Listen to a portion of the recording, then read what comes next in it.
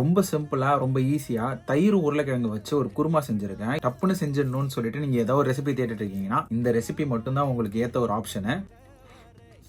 Taste பக்காவா இருக்குங்க. இப்ப பவுல்ல ஃபர்ஸ்ட் திக்கான தயிரை ஊத்தி நல்லா பீட் பண்ணிக்கோங்க.